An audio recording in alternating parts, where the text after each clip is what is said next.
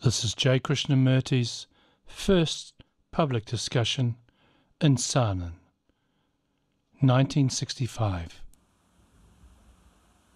Before we begin to ask questions,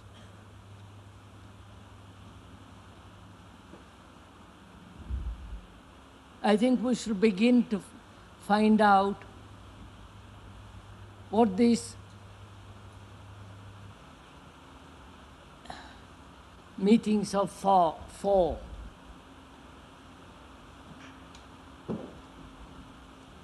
One can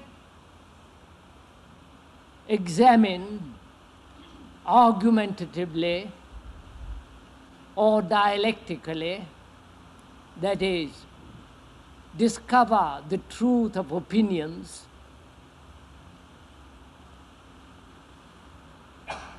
or we can talk things over,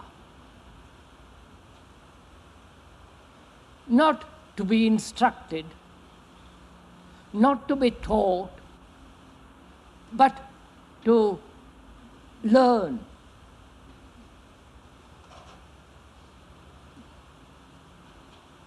I wonder what is the state of the mind that learns.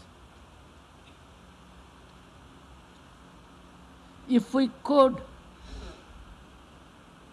go into that a little and then talk things over, then perhaps we shall be able to find out for ourselves the act of learning.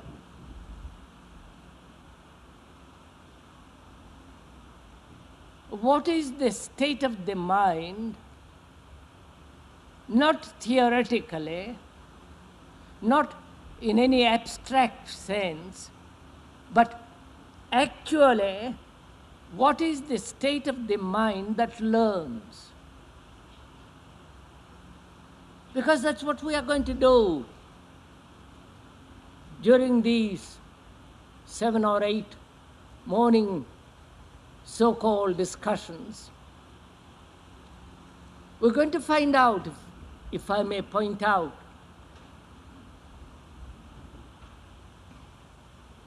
the mind that is actually in a state of constant learning.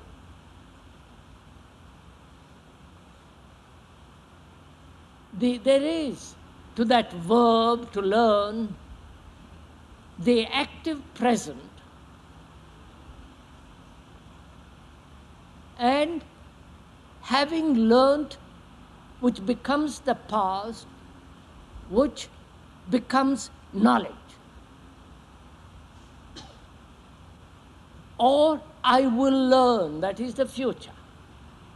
There is the past, learnt, learning, and will learn.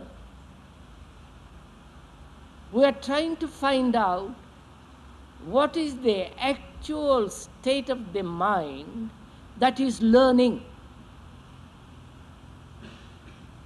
Because having learned becomes knowledge. What I have learned from the experiences of yesterday,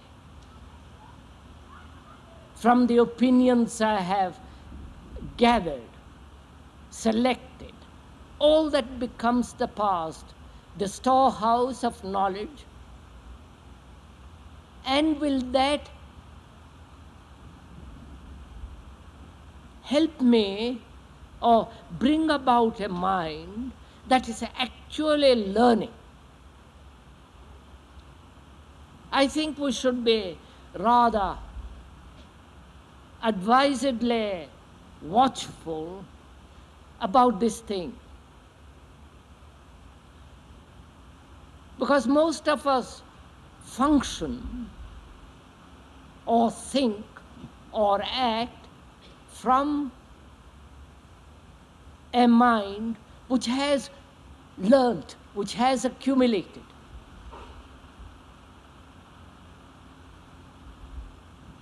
And that may be an hindrance to the active present of learning. So,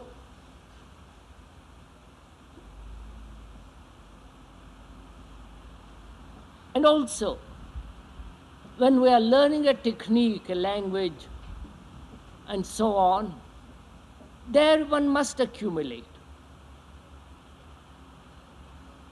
Or you accumulate as you are learning.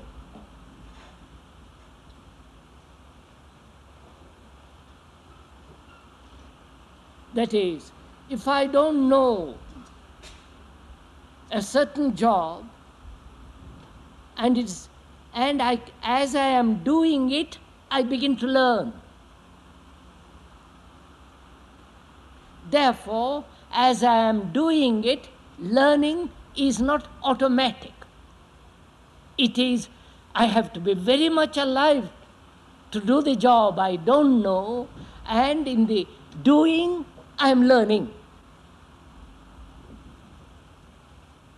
So the doing is the learning, not having learnt and the doing.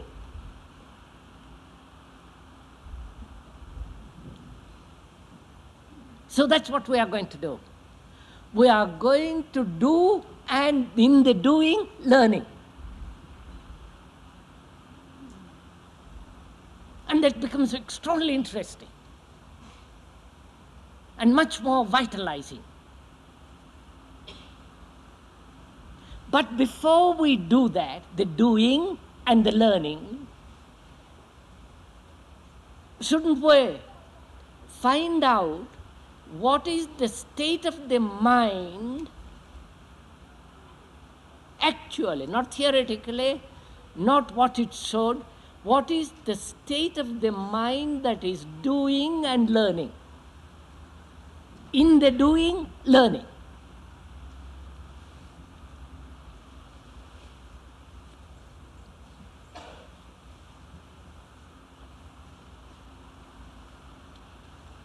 Please don't wait for me to tell you. We're going to discover this.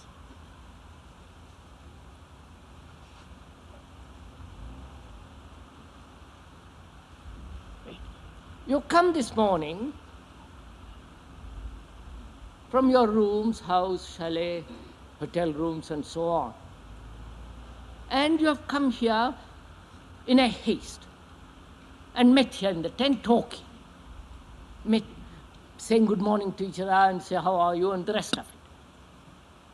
So your mind is agitated.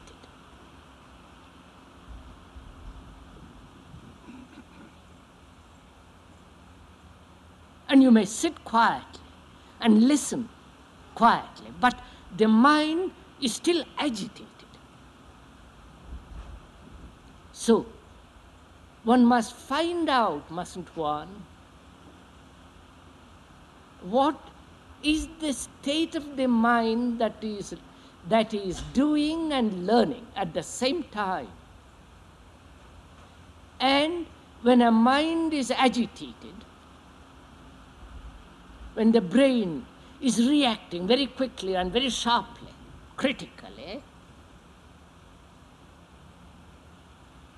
is it in a state of doing and learning?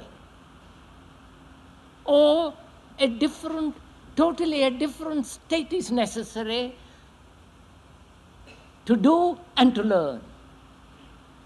I don't know if I am making myself clear.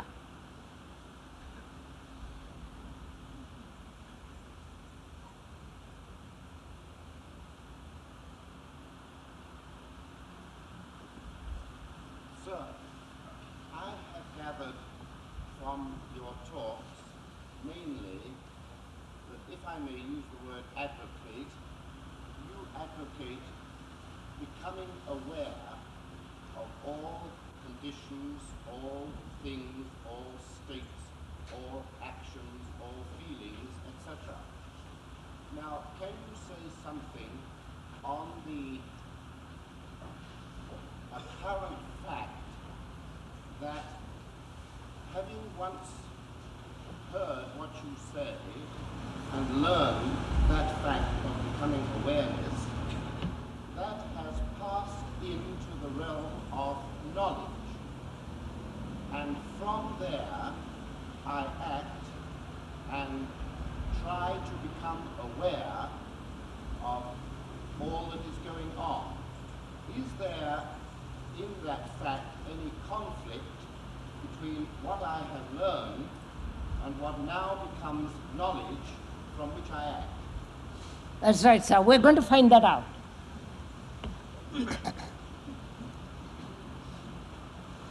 You've all heard that question, so I don't have to repeat it. As the gentleman said,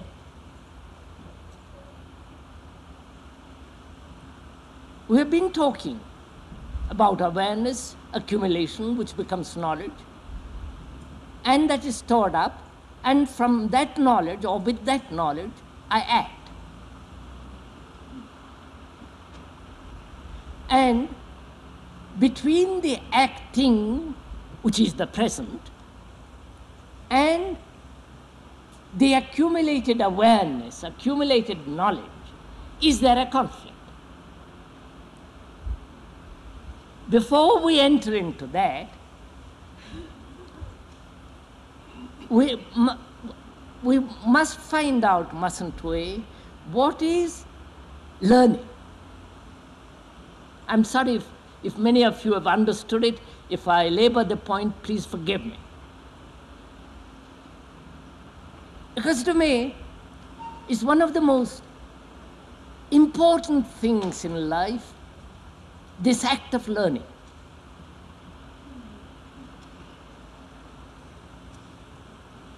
Because one wakes up on a morning like this, clouded sky, the beauty of the hills and the trees and the river and the flowers, and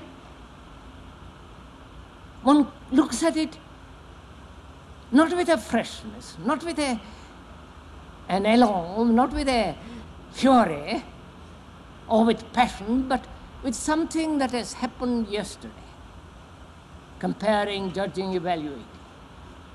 And when I do that, all learning has stopped. So I say to myself, what is learning? And what is the state of the mind that learns, not accumulates? We know that. That's fairly simple. But the actual mind and the actual fact of learning.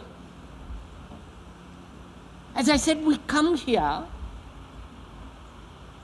rather agitated, coming from your rooms and all the rest of it, and sit there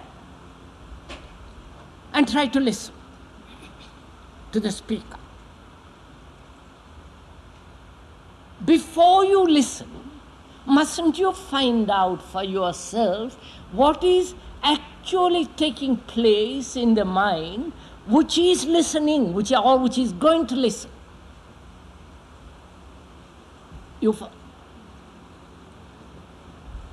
If you are going to listen with an agitated mind, with full of talk and I don't know whatever one does, then you have no space in which to learn, right?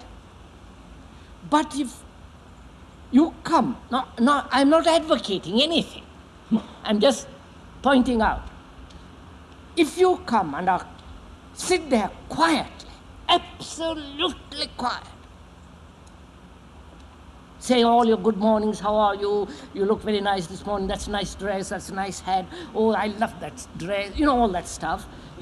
If you leave all that outside the tent and come in and sit very quietly, not forced,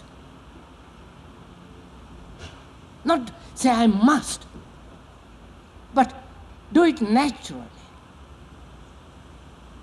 So your mind becomes extraordinarily silent, quiet. So one discovers that is the state of the mind that learns.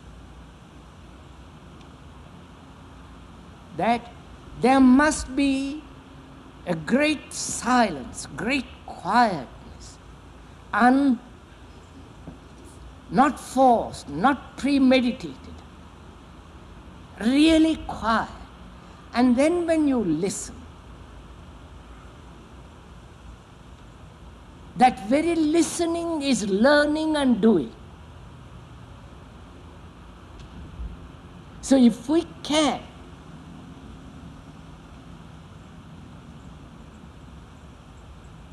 not only this morning, but every morning that we come here, come and sit with that alert silence, not blank silence. Then perhaps our talking things over will be an extraordinary event.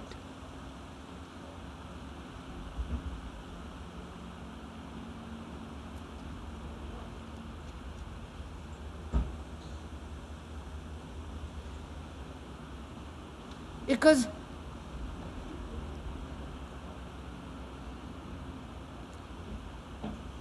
I won't go very long. We'll ask questions and talk things over.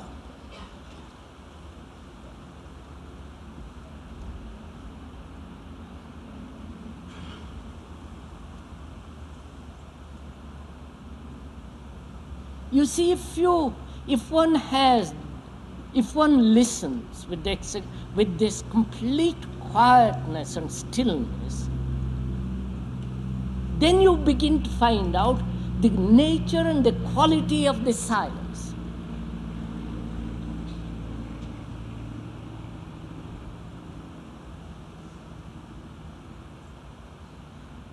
Whether that silence, that quality of a still mind is a positive activity or a negative sense of not letting anything pour into it. If I can, words are so difficult.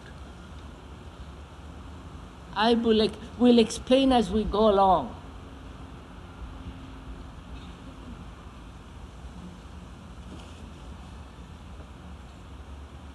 Yeah. And sir, just a minute, sir. Sorry, I haven't yet finished. I know you've got questions to ask me, but moment you get up and ask me, your mind is not quiet. You're not doing what we are talking about.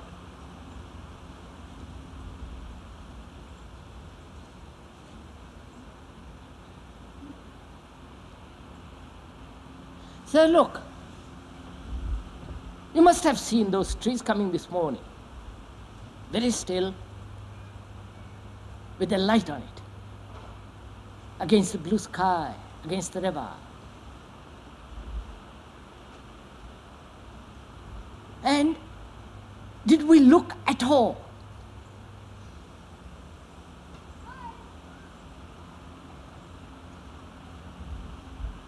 And if we do look, how do we look at it?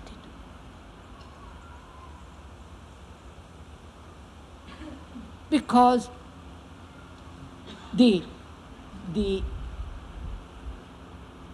our minds are so heavy, so dull, so petty, so narrow, limited. And that is how the mind looks is far more important than what it looks at.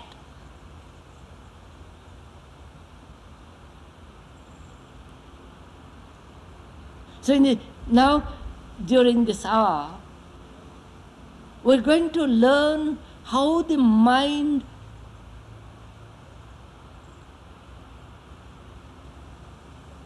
works rather than what the question is or what the answer to that question is.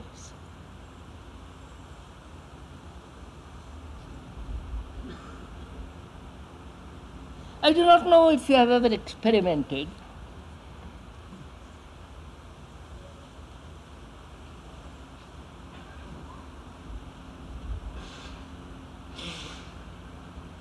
to, before you do anything, it doesn't matter what it is, cooking, washing dishes, making the bed, or talking to somebody, and so on, so on, so on, to have a few seconds, few minutes of silence, inward quietness.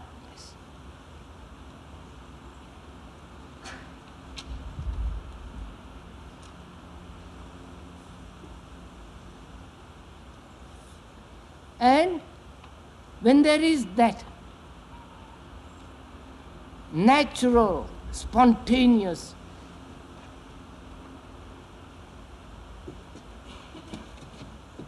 energetic silence,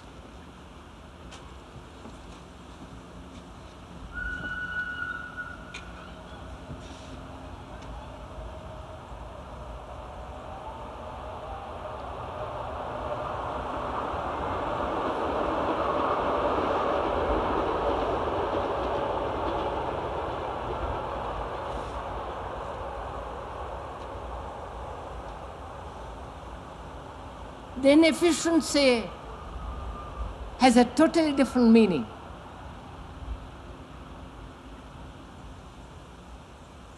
Then efficiency is not mechanical.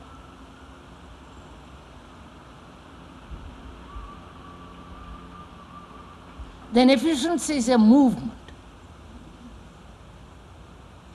I won't go more into it. We'll leave it there. Now, sir, what were you going to ask?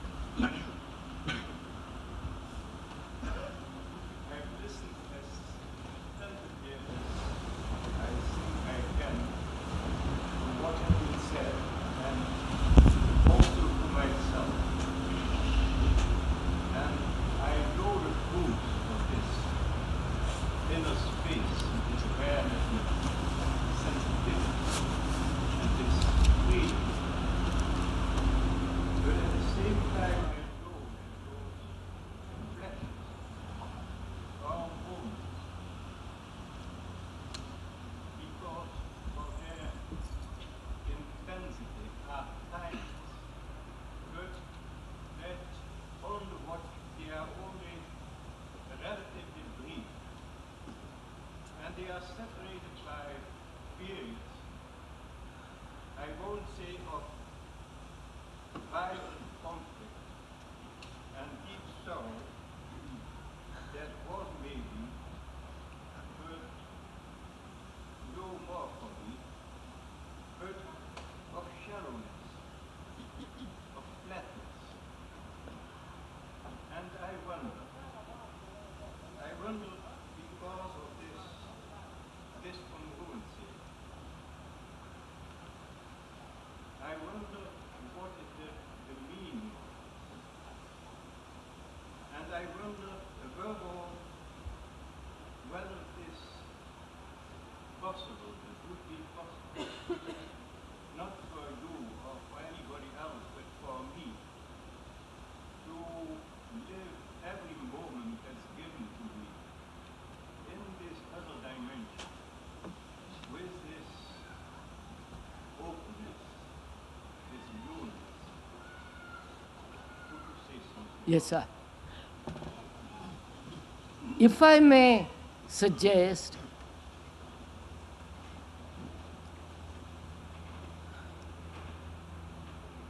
the questions that are going to be asked must naturally be brief, because I have to hear it and I have to repeat it, because others can't hear it.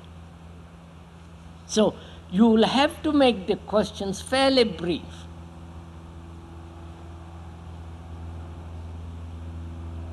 How shall we,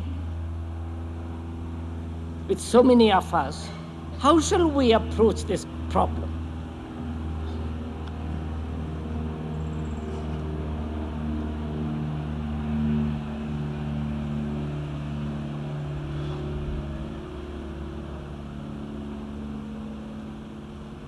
I'm sure many want to ask questions.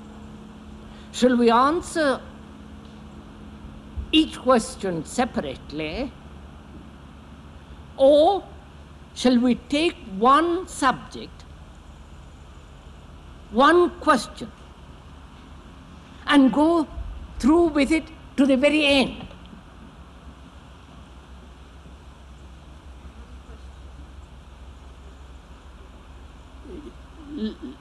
You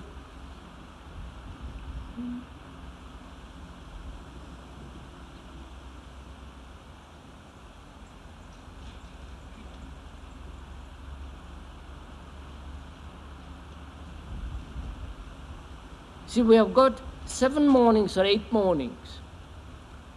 And if we could put several questions together and out of that one question and go right to the end of it, then it may be more worthwhile than answering and answering or talking things over one question after another. Would that be, what do you say? So, all right, if you all agree, if you all think that would be right, or that would be more suitable, then what question, not your question, then what question shall we take up and go right through with it to the end? One question is, as that gentleman put it, asked, how can I, having experienced, having known, having tasted, having smelt that dimension, how can I live in that all the time in spite of my daily difficulties? Right, sir?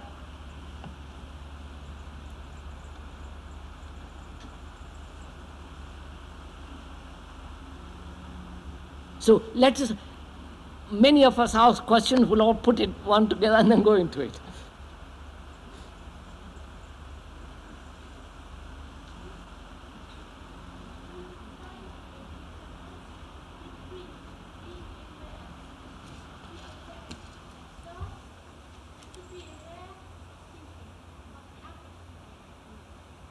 Is there a difference between being aware of the object of thought and being aware of thinking?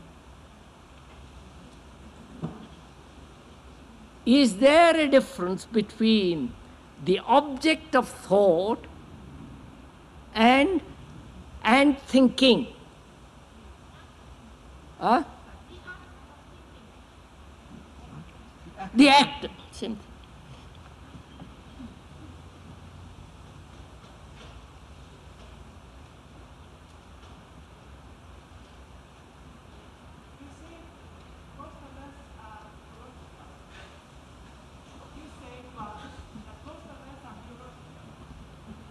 I'm sorry.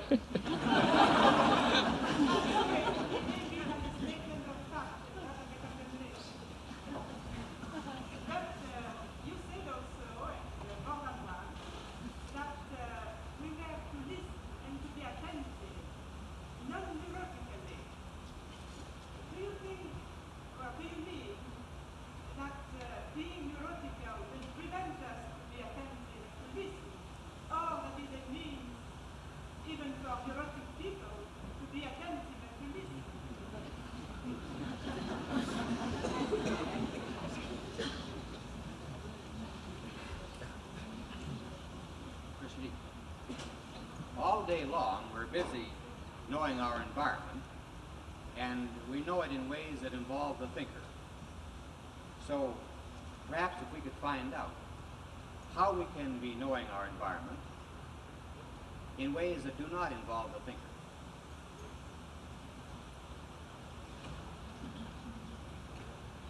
When I have no purpose, I feel that certain silence.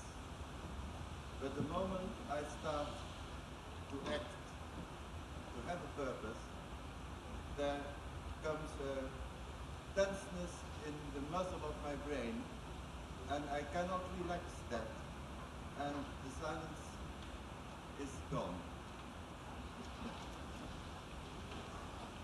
Is searching only a natural process, or is it life itself? Is searching only an accumulative process, or is it life itself? Is searching an accumulative process or life itself? Now that's enough. Huh?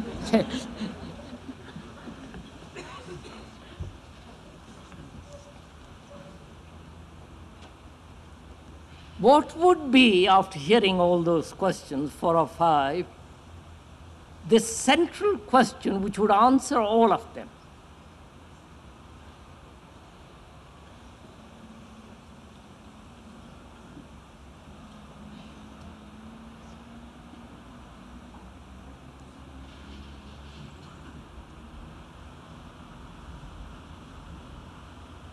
Please, we are working together. You're not just, I'm not the speaker alone. I'm not the only speaker. What would answer all those questions? You said love, sorrow, and death go together, and from them come creation. Madam, I said that's enough. Not to add another question. We'll take that question tomorrow or another day.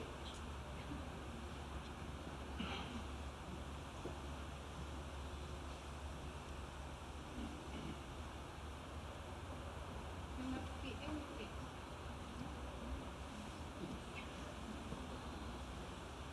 Now just a minute, please.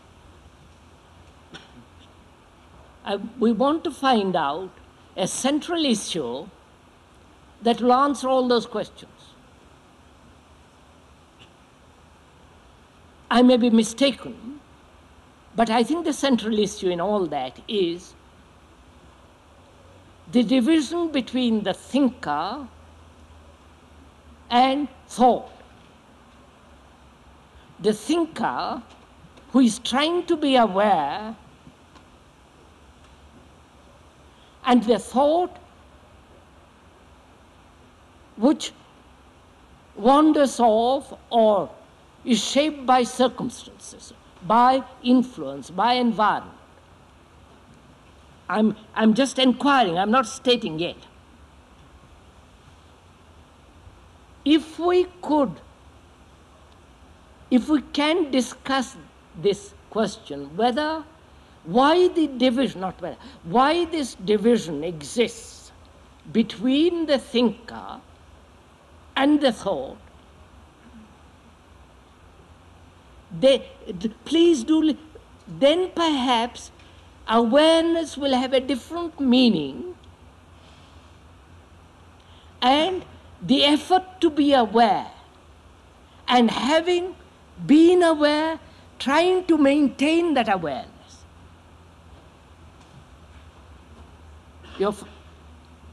Would this help?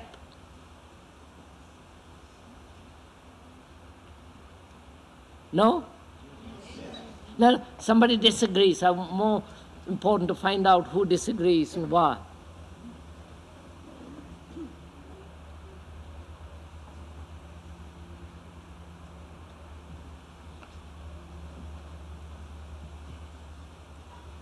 So there are several problems which have been raised, apart from the neurotic.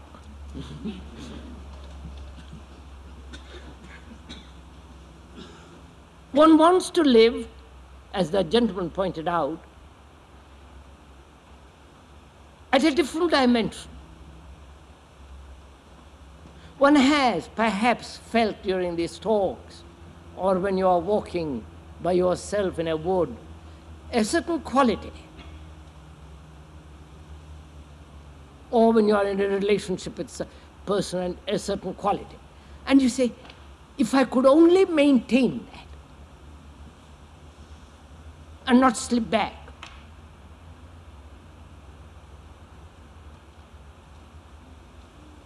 So there is a contradiction. The experience, the state of that feeling of a different dimension and the actuality. And there is a contradiction. If we can wipe away the contradiction, then we shall be not a moment, a feeling of a dimension and trying to reach it all the time.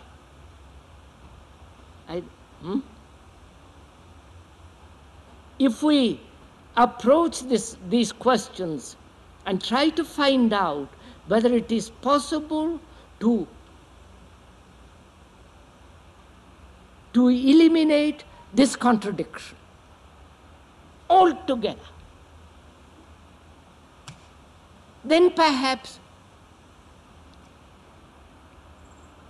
we shall be living and not comparing. Right? So, shall we go into that?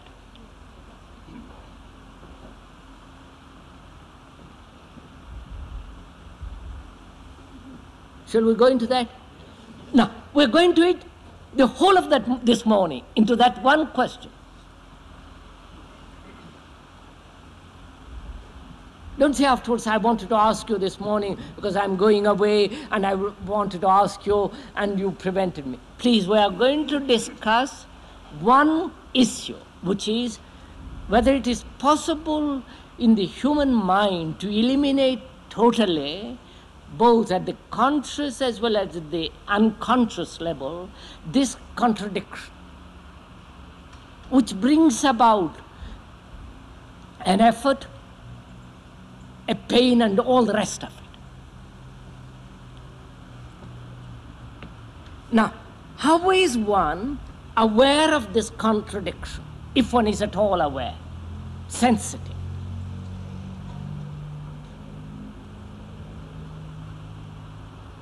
What tells you that you are in a state of contradiction, right?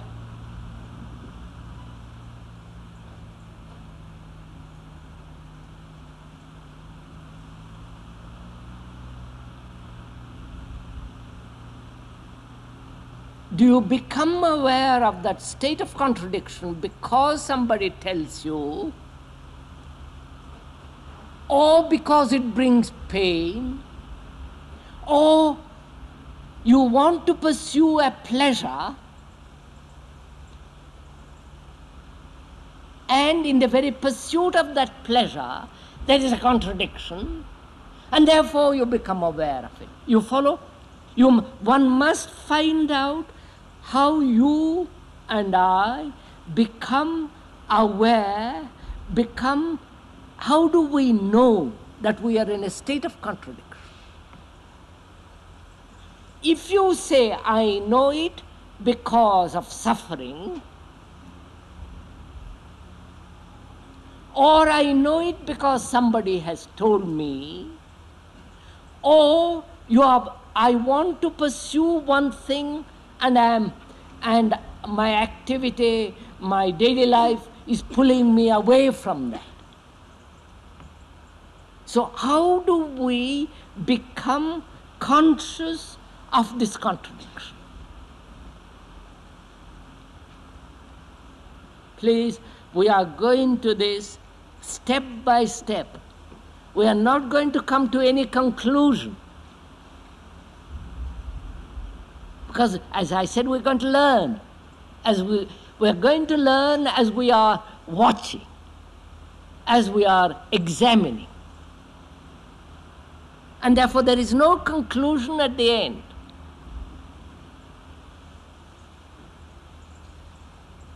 Because if someone were to tell me that I'm in a state of contradiction, that has totally different effect, right?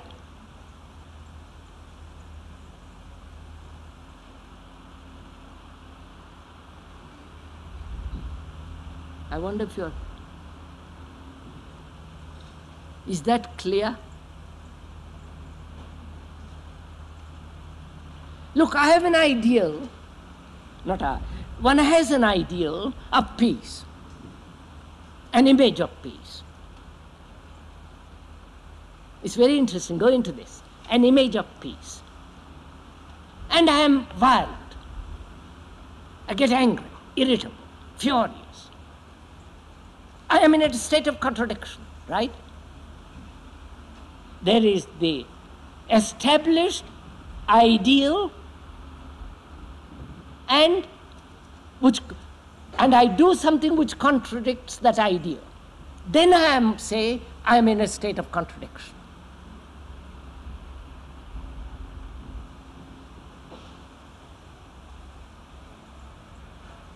Or somebody points it out to me, which is very little importance, but it still has significance. So how do I become aware of my contradiction?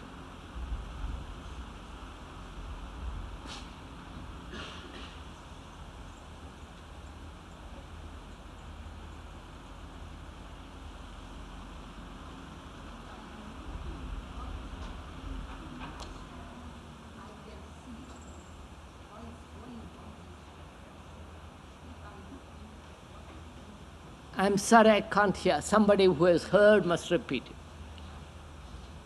If I look at myself, Is that you are repeating? yes. If I look at myself, I can see contradiction going on within me. I don't see exactly the word contradiction, but I see what is going on in myself.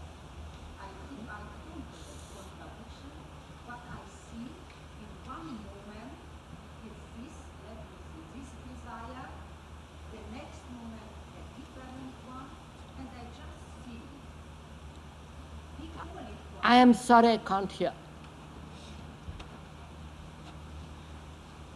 It's the fault of the tent.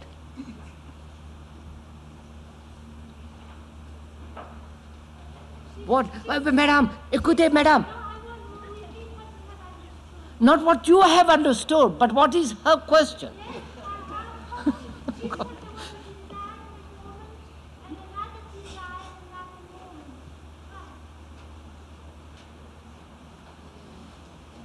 No, madam. Look, I asked quite a different question. Oh, Father. I asked something entirely different. I said, how are you aware that you are in a state of contradiction?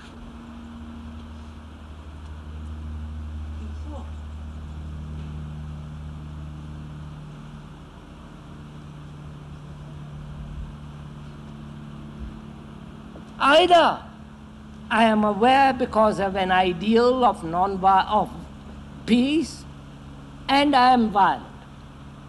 So there is a contradiction. Or one desire pulls another desire in opposite directions, and there is a conflict. But listen, please do listen. Or someone tells me, or life points out to me, that I'm in a state of contradiction. So how do I become aware of this contradiction? Either through pain, right? You're following? Pain, or making an adjustment between the fact and the ideal, and so on. So I become aware of this contradiction through an effort, through a pain, through something, right? Right? That's one state. Or there may be an awareness of this contradiction without any stimulus, right? Am I making this point clear? An incident tells me I am in a state of contradiction. An incident, an experience, and so on. Or, without incident, There is a state of contradiction. Right? Now, which is it for most of us? Is it an incident that awakens the mind to its contradictoriness? Or, without incident, the mind is aware of its own contradiction. Right? So let's deal with the first and we'll come to the second afterwards. The first is, we know contradiction through an incident, either pleasure or painful. I have an image, an ideal, a way of settled pattern of conduct. And something or another incident takes place which contradicts that. Then I'm in pain, nervously, and different ways, and I say, I'm in a state of contradiction.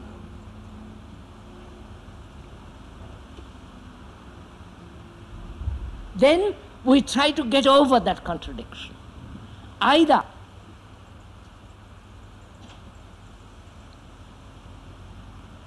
making the fact, which is my violence, adjust itself to the ideal, or I wipe away the ideal. You follow? I've only the fact. Are you following all this?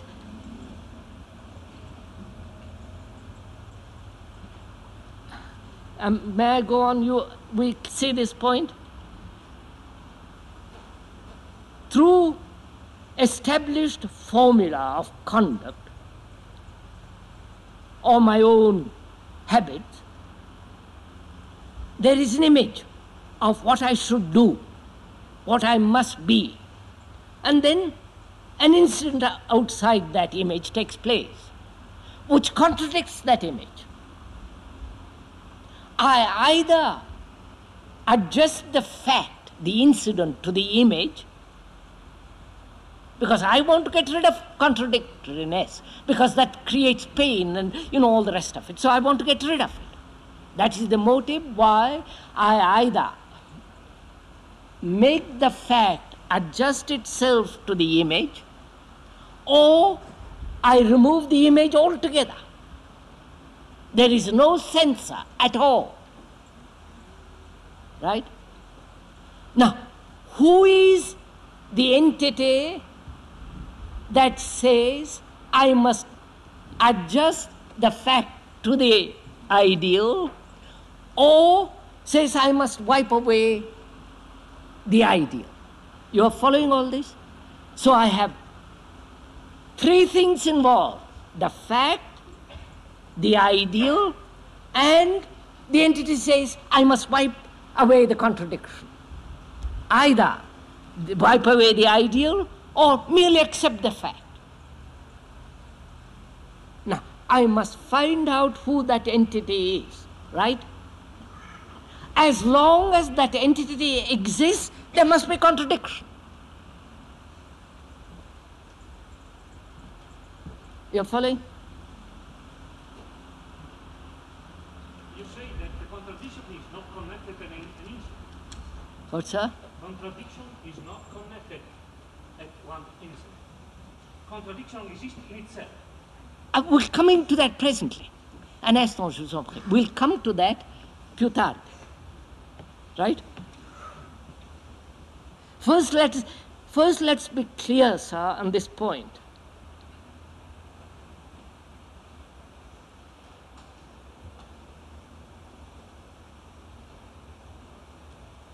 There is the image,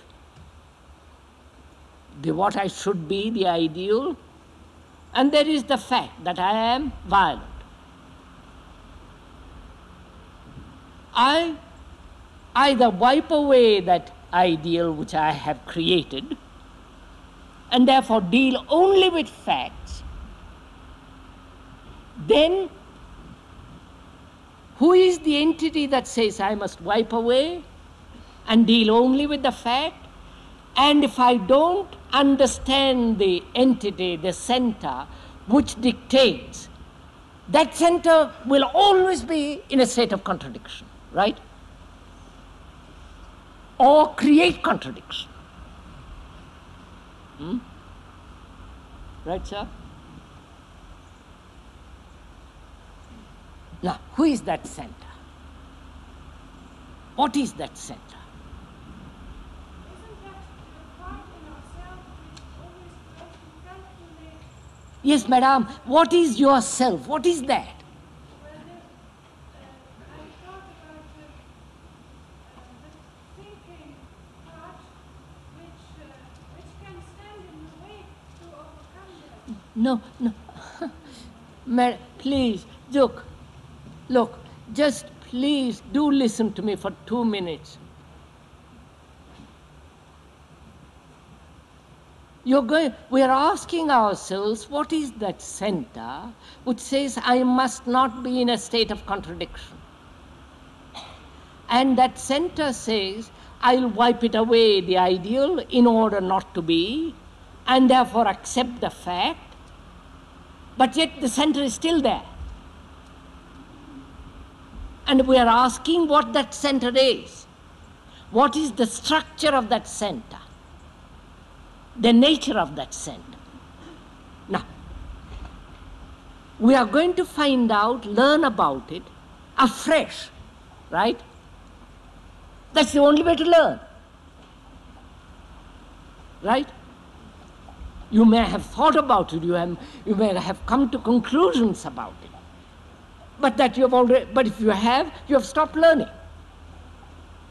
So we are now going to learn about that center, which creates contradiction, whether you wipe away the ideal or neglect the fact.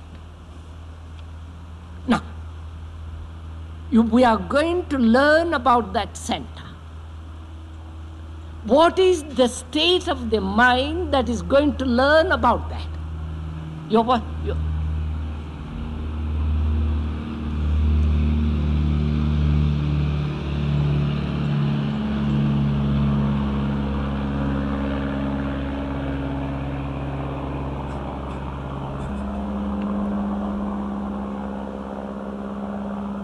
I really don't know what that center is. I may have known it yesterday, but if I come with that knowledge of yesterday, I shan't be able to discover what it is actually today. It might have moved, it might have changed, it might have transformed itself, it might not exist at all. So, to learn about that center today, I must be free of yesterday, right? Free of the conclusions of yesterday. Therefore, my mind must be silent, completely silent, still, with that question. You're following all this? Then I shall be able to learn about it. Not I. They'll be learning about it. Is that clear?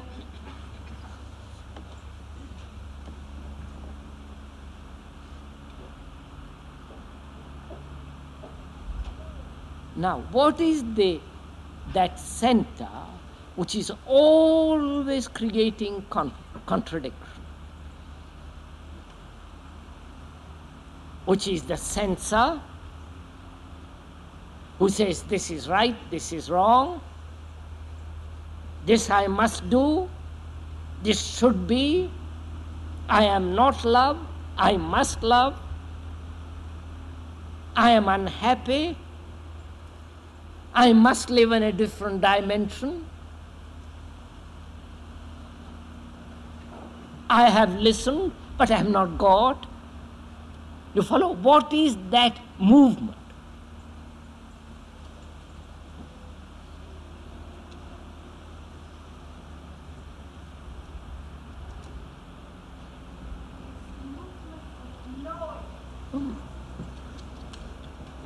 The lady says it's the movement of knowing. You haven't given it, you see. Please, look, it's a very difficult question we are asking. The ancients have said it is the soul, it is the Atman, it is God, it is goodness, it is the original sin. And you mean to say you're going to quickly brush all that aside and say it is this?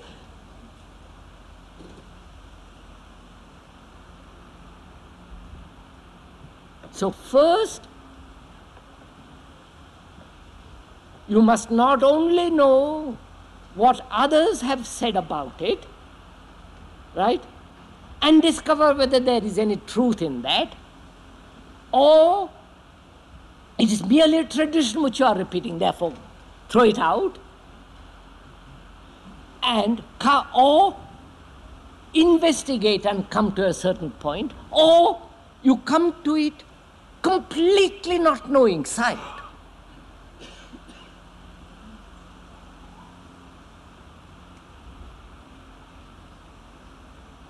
If you say what the theologians, the so-called people who believe in God, in truth, in the soul, in the Atman, in the permanent, then you'll get nowhere.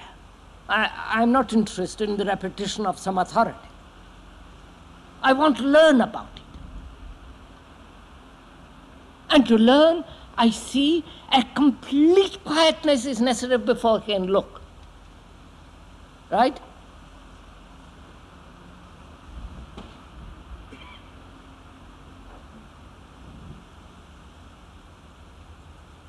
Can you be silent, not forced, not driven silence, but actually be silent to find out what that is?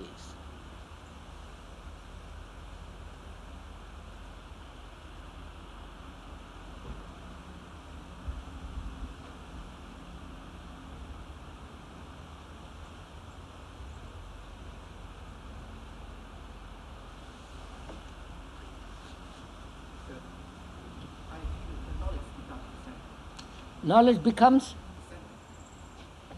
the gentleman says, knowledge becomes the center. I'm sorry. I see. All right.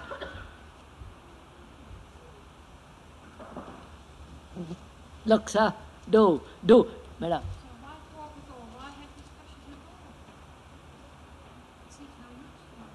The lady says, why talk, have a discussion at all? It becomes useless. That's what she says.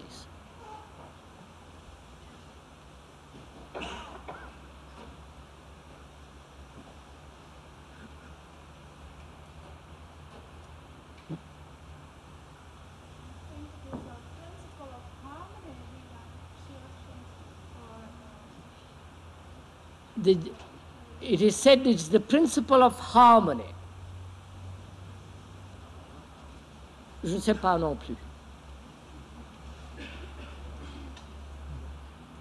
But I'm afraid you're not, we're not going into this. You are merely stating what you feel, what you think. So the difficulty for what you speak about is that we are learning what is this center. That is the origin of the conflict between the things, yeah, and the ideals. That's right. But who say and investigate who is the center? My mind.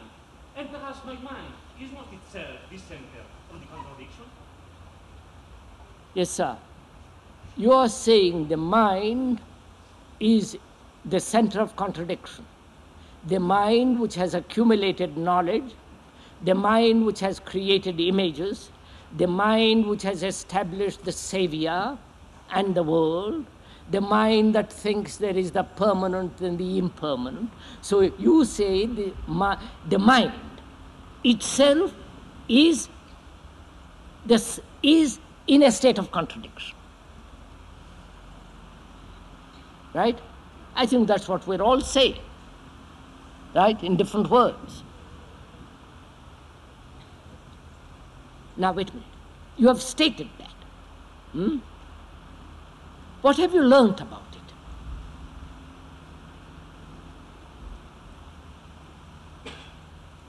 You have analyzed it,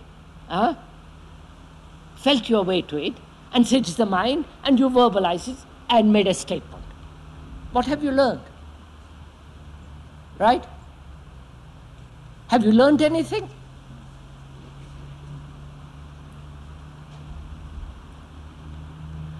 Look what you have, do look what one has done.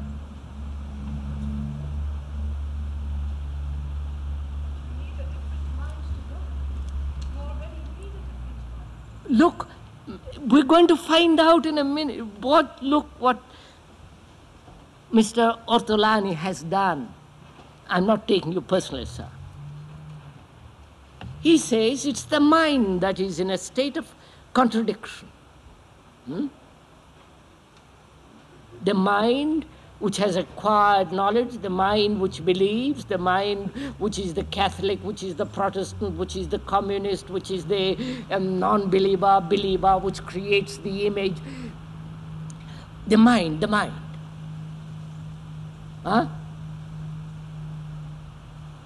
Is that an actual fact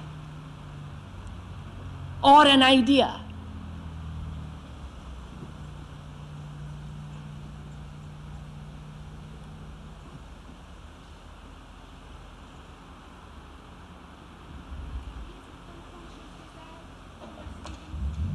One? Is that? Is it unconscious desire for the freedom? Is it the unconscious desire for freedom?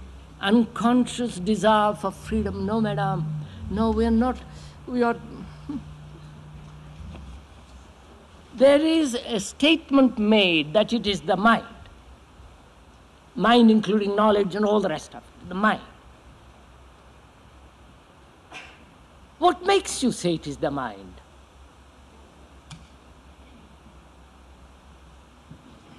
Huh?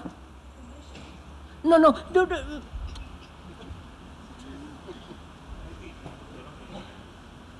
What makes you say it is the mind? Please. I have to ask you, when you say, please investigate. You have investigated. To whom you are. I'm asking you, Ortolani. I'm asking you. One mind is asking another mind. How do you know that it is the mind?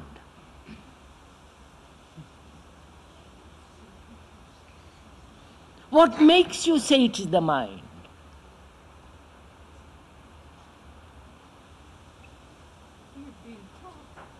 You have been told?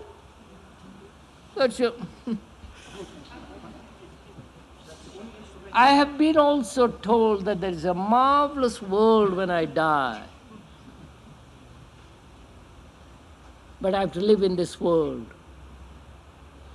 Now, sir, please. When we say the mind,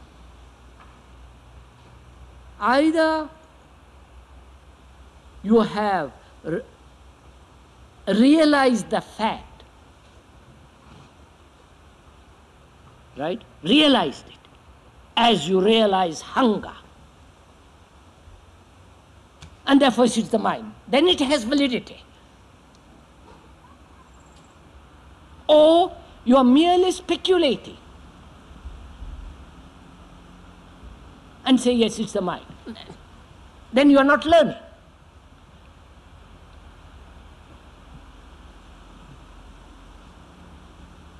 So, before you are any of us answer, because I know what you're going to answer, it's fairly simple. The mind, the image, the conditioning, the pattern which has been established as the Catholic, as the Protestant, as the communist and so on, that is going to be accepted. We know all that. That's so obvious we don't have to even to go into that. But I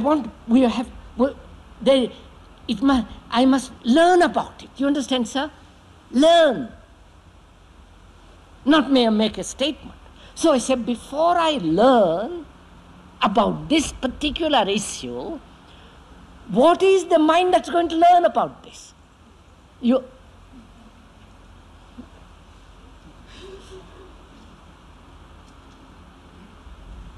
Look, sir, my son, my sister, my mother, my grandmother, whatever it is not well, unhappy, not doing properly, and all the rest of it. And I am disturbed. And from that disturbance, I want to do something, right? Help her, hold her hand, from disturbance. But if I am not disturbed, then I can deal with the fact as fact, unemotionally, unsentimentally, and stupidly. You follow? So it matters very much when this question is put to you, how you are listening to that question. Either you listen with a conclusion or with an idea which you already have what that center is, or you say, I really don't know, and let's go into it, right? You really don't know.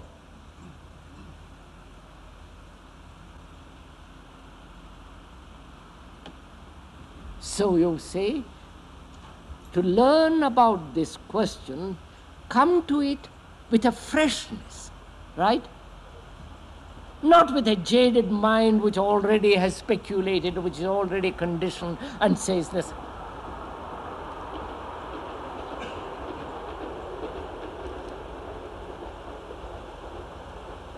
So, I must go on, otherwise we'll have... So, what is much more interesting than the issue, which is contradiction, is the state of the mind that looks at it.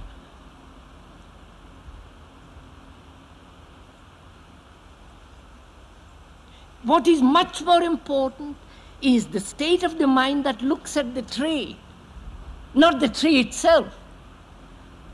That's a different, tree itself has a meaning, but how I look at it. So, what is the state of the mind when confronted with this question?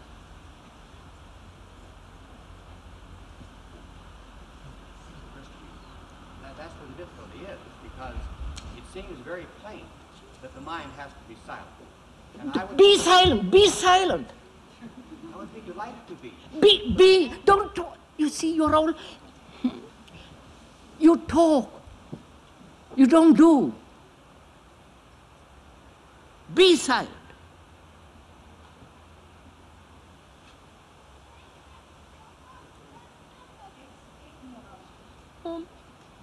The lady says it's ignorance. You see?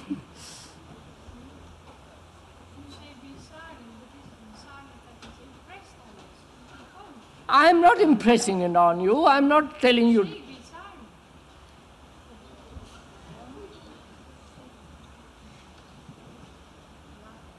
Look, I don't know Russian or Chinese. Better be Chinese. I don't know Chinese. What do I do? My mind is empty, I don't know. I begin to learn as I go along. But you're not doing that. I think that if you watch your mind in that same moment, you get silence. But you still No, Madam, be silent, not you get silent. be silent, I express. Madam, écoutez, no. Well, I must go on, otherwise we'll spend the whole morning about a very trivial thing. Hola.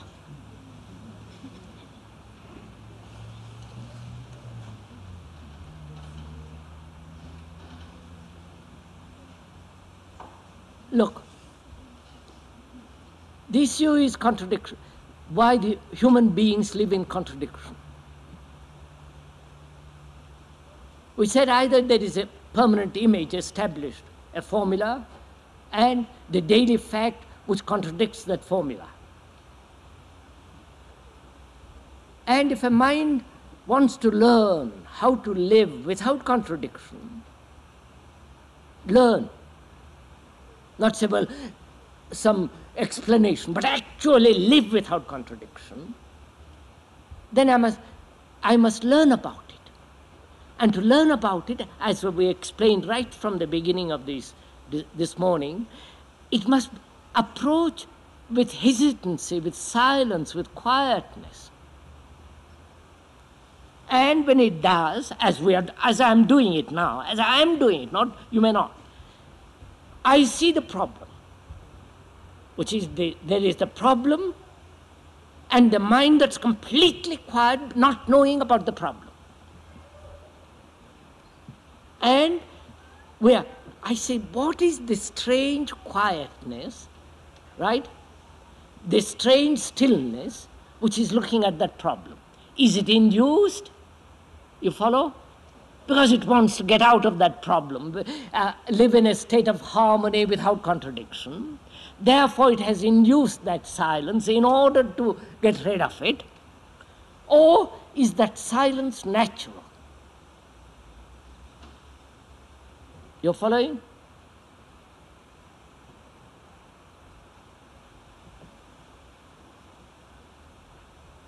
If it is natural, not induced, not made to be natural, then is there a center? Please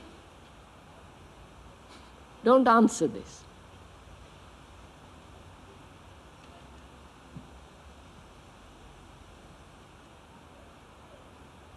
Is there a center which is in a state which brings about in the center inherently is contradiction? And if there is only silence which looks at that problem, then the question arises, is the silence induced because it wants to live in a state of harmony, or is that silence a natural state?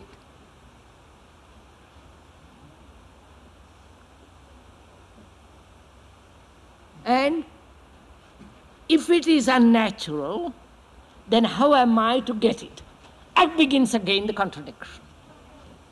You're following all this?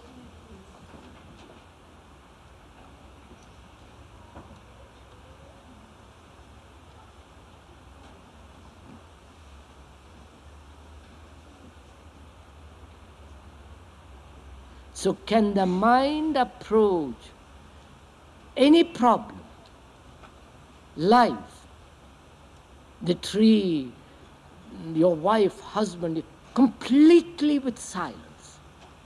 You follow?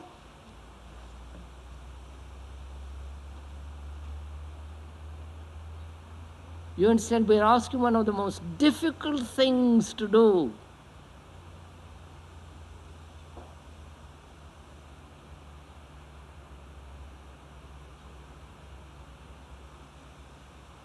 One sees if any other approach must breed contradiction.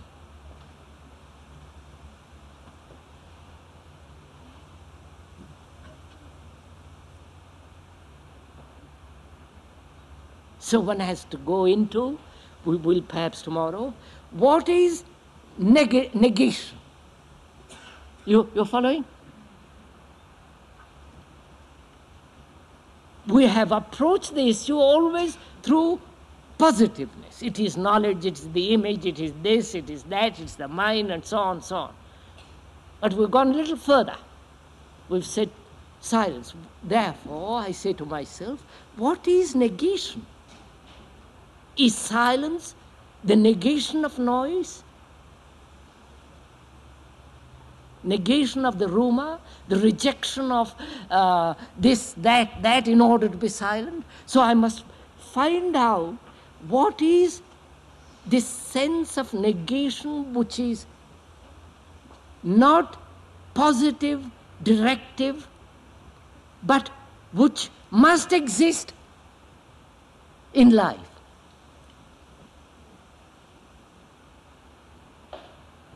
You know, a really good mind is both positive and the negative. It must be both the woman and the man.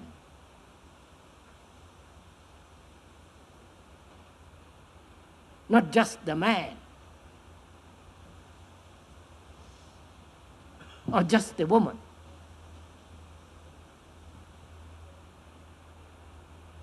The Greeks had a word for it, and there are images. So have the Hindus. They have symbolized this, and therefore lost it. The moment you put it into words, into an image, it's gone. But if you begin to learn, you follow? And therefore learning, you can put it into words, it'll never die.